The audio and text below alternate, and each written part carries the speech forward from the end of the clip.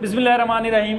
बेटा आज हम एक्सरसाइज 6-3 परपेचुअल सिस्टम और FIFO मेथड सीखेंगे। जैसे पहले हमने एवरेज मेथड सीखा लास्ट लेक्चर में, इसमें हम FIFO मेथड सीखेंगे परपेचुअल सिस्टम। पेज 251 लार्सन की बुक का, ठीक हो गया। जनवरी 1 पे पहले तो 100 यूनिट हैं, एक की कीमत 100, उसको बैलेंस में लिख दोगे।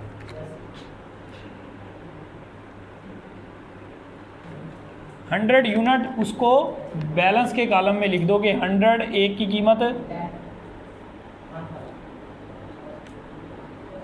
1000। इसमें आपने पहली बार 2 ट्रांजैक्शन करके लाइन लगानी है, उसके बाद अगली ट्रांजैक्शन के बाद खुद ही लाइन आप लगाओगे। पहली बार 2 ट्रांजैक्शन करके लाइन लगा देनी है। जनवरी 10 पर सेल की है 90 यूनिट, तो यही पड़े हैं, यही बेचेंगे, यही बेचेंगे। 90, एक की कीमत 10, टोटल 900 लगा देंगे लाइन। बचे हुए निकाल लेंगे। 100 बच गए, 10 बच गए, 100 की। सिंपल है, यहाँ तक पुरानी बात है, ठीक है। अब हमने मार्च 14 को परचेज किए हों। परचेज में लिखो इसे पहले 250, 15, 3750। देखें एवरेज और इसमें मैं आपको एक फ़र्क कर दूं। एवरेज का मतलब पता क्या है? बोरी लेके आए, बैग लेके आए, खोला, पलट दिया, इकट्ठे होते जा रहे हैं सारे। जब परचेज करते हैं इकट्ठे हो जाते हैं। FIFO में इकट्ठे नहीं होने, लाइफो में इकट्ठे नहीं होने। इस बैग को इसके साथ रख देना है आपने, बस यहाँ पे रख देना है साथ। 250, 15,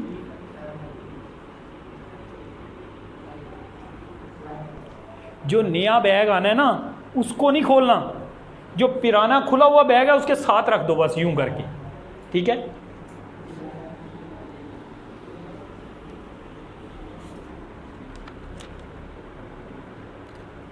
जी, फिर मार्च 15 को यहाँ आपको FIFO लगता हुआ नज़र आएगा।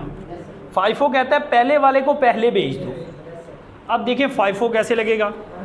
140 बेचनी है तो पहले जो खुला बैग है 10 उसमें से दे दो। उसकी डिमांड कितनी है? 140, 130 नए बैग को खोल के उसमें से दे दो।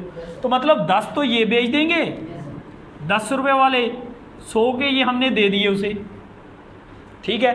बाकी के 130 15 वाले में से दे देंगे, मल्टीप्लाई कर दो 1950। ये बैग बचा, ये ख़त्म हो गया, ये तो ख़त्म हो गया। इसमें से कितने बचे? 120, 15 वाले कर दें ज़रा 18,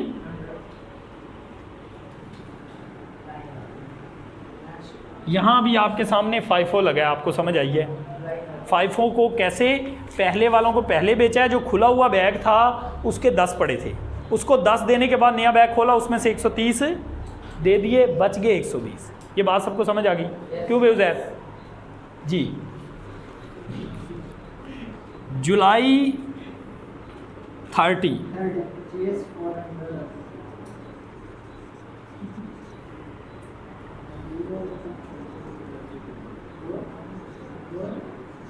परचेज करने वाले बैग को ही साथ छेड़खाड़ी नहीं आपने नहीं करनी, मतलब उसको साथ रखना है। बस लेके आए हैं, पिछले बैग को साथ लाओ बैलेंस में।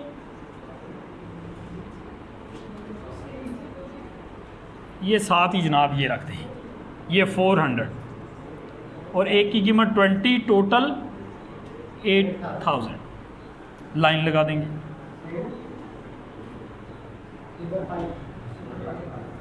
अक्टूबर 5 को सेल करने हैं। कितने बेचने हैं? 300 बेचने हैं। तवज्जो करें, FIFO का क्या कहता है कि पहले वाले पहले बेच दो, तो पहले 120 बेच दो,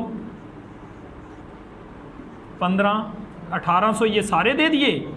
फिर नया बैग ओपन करेंगे, उसमें से कितने देने हैं उसको? 180, 20 वाले कितने के हुए?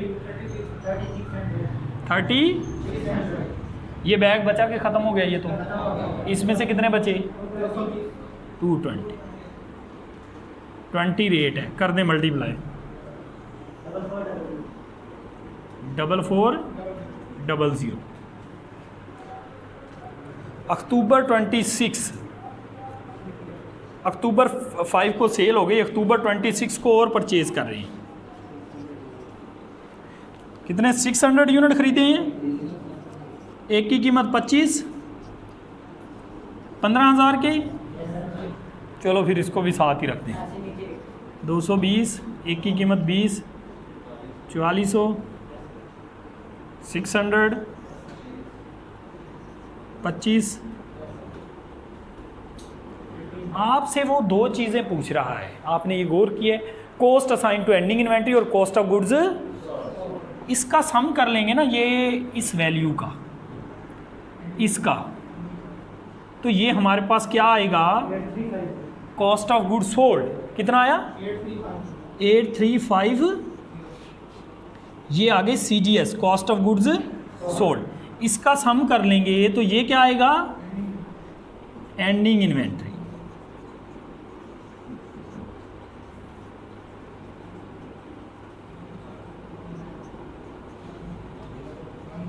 ये बात समझ आ गई है, ये समझ आ जाती है, बड़ी ज़बरदस्त तरीके से पता चल रहा होता है कि समझ आ गई है। आज जाके ये सवाल कर लिया तो ये समझ आ जाएगी, नहीं तो पता नहीं चलना लाइन कब लगानी है, कैसे करना है। ठीक है बेटा।